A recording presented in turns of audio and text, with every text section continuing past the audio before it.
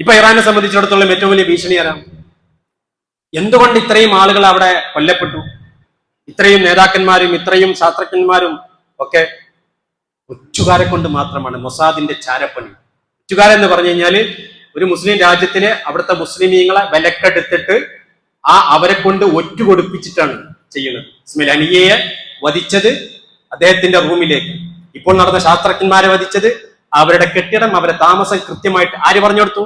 ഇറാനികൾ പറഞ്ഞു കൊടുത്തു. സ്വന്തം നാട്ടുകാർക്കെതിരെ, സ്വന്തം സമുദായത്തിനെതിരെ ഒറ്റുകൊടുത്ത ചാരന്മാർ. അതാണ് ഇറാനെ സംബന്ധിച്ചിടത്തോളം ഏറ്റവും വലിയ പ്രശ്നം. ബാക്കിയ ശത്രുവല്ല, കപ്പലിലെ കള്ളനാണ് ഏറ്റവും വലിയ ശത്രു എന്ന് നമ്മൾ മനസ്സിലാക്കണം. കപ്പലിലെ കള്ളന്മാർ, ഒറ്റുകാർ. ഈ ഒറ്റുകാരെ ഉമ്മത്തിന് നേരെ തകർത്തിട്ടുള്ളൂ. മുനാഫിക്കുകളുടെ കാപ്പട്യം നമുക്കറിയാം. റസൂൽ കരീം സല്ലല്ലാഹു അലൈഹി വസല്ലമയുടെ കാലഘട്ടത്തിൽ അള്ളാഹു പരിശുദ്ധ ഖുർആനിലൂടെ ഇടക്കടി സല്ലല്ലാഹു അലൈഹി വസല്ലമക്ക് ബോധ്യം കൊടുത്തു, ഇതാ ഇവൻ ചാരനാണ് കേട്ടോ, ഇവൻ മുനാഫിക്കാണ്, കപടനാണ്, ശ്രദ്ധിക്കണം, സൂക്ഷിക്കണം, ബാഹ്യമായ വിശ്വാസം ഉള്ളിലില്ലട്ടോ. നമ്മുടെ രാജ്യം ബ്രിട്ടീഷുകാരുടെ കയ്യിലേക്ക് പോയത് എങ്ങനെയാണ്? 1757 ഈസ്റ്റ് ഇന്ത്യ കമ്പനി നമ്മുടെ രാജ്യത്ത് ആധിപത്യം ഉറപ്പിക്കുന്നത് ബംഗാളിലെ പ്ലാസി യുദ്ധത്തിലൂടെയല്ലേ? ബംഗാളിലെ നവാബ് ആരായിരുന്നു? സിറാജ് ദൗല. ആ സിറാജ് ദൗല റോബർട്ട് ക്ലൈവ് എന്ന ബ്രിട്ടീഷ് നേതാവുമായിട്ടുള്ള അവരുടെ സൈന്യവുമായിട്ട് യുദ്ധം നടത്തുമ്പം ബ്രിട്ടീഷ് സൈന്യത്തിന്റെ കൂടെ ഉള്ളത് വെറും 3000-ഓളം, അപ്പുറത്ത് സിറാജ് ദൗലന്റെ കൂടെ 50,000. സ്വാഭാവികമായിട്ടും ജയിക്കാനുള്ള ഭൗതിക ശക്തിയുണ്ട്. പക്ഷെ എങ്ങനെ പരാജയപ്പെട്ടു? റോബർട്ട് ക്ലൈവ് ഇദ്ദേഹത്തിന്റെ സൈനാധിപനായ സിറാജ് ദൗലയുടെ സൈനാധിപനായ മിർ ജാഫറിനെ വിലക്കെടുത്തു.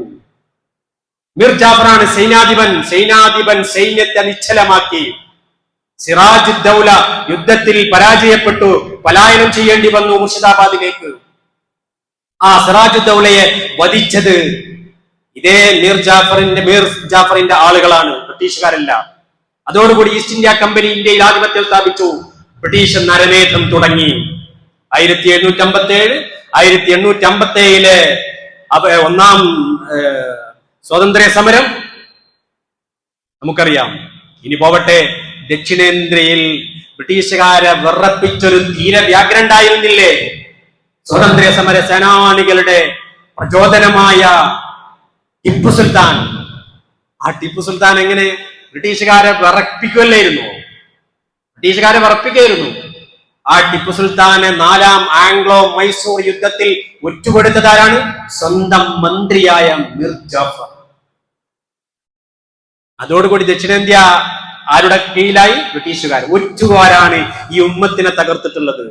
ഒറ്റുകാരാണ് മുസ്ലിം ഭരണങ്ങളെ തകർത്തിട്ടുള്ളത്. അതുകൊണ്ട് ഇറാനെ സംബന്ധിച്ചിടത്തോളം ഏറ്റവും വലിയ ഭീഷണി അത് തന്നെയാണ്.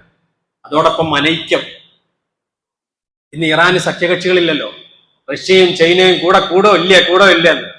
കൂടെ കൂടേണ്ടവരാണ് ലാ ഇലാഹ ഇല്ലല്ലാഹ് ആദർശത്തിൽ വിശ്വസിച്ചവര്. സൗദി അറേബ്യയും UAE-യും ഖത്തറും ഒമാനും എല്ലാവരും അല്ലേ കൂടേണ്ടത്? എവിടെ ഐക്യം? 57ഓളം രാഷ്ട്രങ്ങളിലെ വ്യവസ്ഥാപിതമായ മുസ്ലിമീങ്ങൾക്ക് അവരൊരുമിച്ച് സഖ്യപ്പെട്ടുകൊണ്ട് പറഞ്ഞു കഴിഞ്ഞാൽ യുദ്ധം അവസാനിപ്പിക്കൂലേ? അനൈക്യവും ഒറ്റലുമാണ് സഹോദരങ്ങളെ നമ്മുടെ ഏറ്റവും വലിയ ദൗർബല്യം. ഇനി അതൊക്കെ നമ്മൾ കേരളക്കരയിലേക്ക് എടുക്കുകയാണെങ്കിൽ കേരളത്തിലുണ്ട്, നമ്മളെ കൊച്ചുനാട്ടിലുണ്ട്. നമ്മൾ വിചാരിക്കേണ്ട വലിയ പ്രതിസന്ധിയൊക്കെ വരുന്ന സമയത്തുണ്ടാകും. സാമ്പത്തിക ലാഭത്തിന് വേണ്ടിയും സുഖലോലഭതയ്ക്ക് വേണ്ടിയും ഉമ്മത്തിനെ ഒറ്റുകൊടുക്കുന്ന വലിയ വലിയ മതപണ്ഡിതന്മാരുണ്ടാകും, വലിയ വലിയ നേതാക്കന്മാരുണ്ടാകും. അവർക്ക് അവരെ വലിയ ബിസിനസ്സാണ്, അവർക്ക് വലുത് അവരുടെ സ്വാർത്ഥ താല്പര്യങ്ങളും സ്ഥാനമാനങ്ങളും ഒക്കെയാണ്. ബ്രിട്ടീഷുകാർക്ക് ഒറ്റുകൊടുത്ത ശൂനക്കികൾ ഈ ഉമ്മത്തിനുണ്ടായിട്ടില്ലേ? ചെക്കുട്ടി പോലീസിനെ പോലെയുള്ളവരും കേരളത്തിലെ ചില മതപണ്ഡിതന്മാരെ ഒരു അപ്പണി ചെയ്തിരുന്നു എന്നുള്ളത് ചരിത്രമാണ്. ഉണ്ടാകും ഒറ്റുകാര്. നമ്മളെ കേരളത്തിലെ ആദ്യം ചെയ്യലെന്താണ്? ശത്രുക്കള് ആഗോളതലത്തിലും പ്രാദേശികമായിട്ടൊക്കെ ചെയ്യലെന്താണെന്നറിയോ?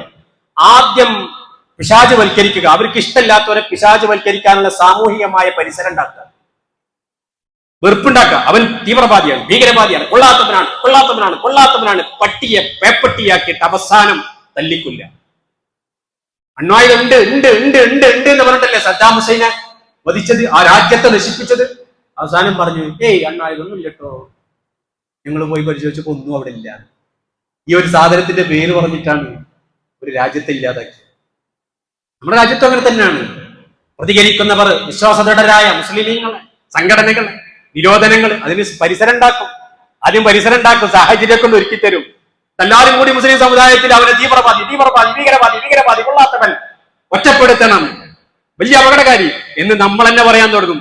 നല്ല സുഖമായി നിരോധിക്കാൻ, നല്ല സുഖമായി ജയിലിലടക്കാൻ, അങ്ങനെ ഓരോരുത്തരെ പകുത്ത് ഭിന്നിപ്പിച്ച് ഇല്ലാതാക്കി ശണ്ഡീകരിച്ചു മൊത്തം നശിപ്പിക്കാൻ ആഗോള തലത്തിലും ദേശീയ തലത്തിലും പ്രാദേശിക തലത്തിലും ഒക്കെ നടന്നുകൊണ്ടിരിക്കുന്ന ഗൂഢതന്ത്രങ്ങളെ തിരിച്ചറിയുവാൻ നമുക്ക് സാധിക്കണമെന്ന്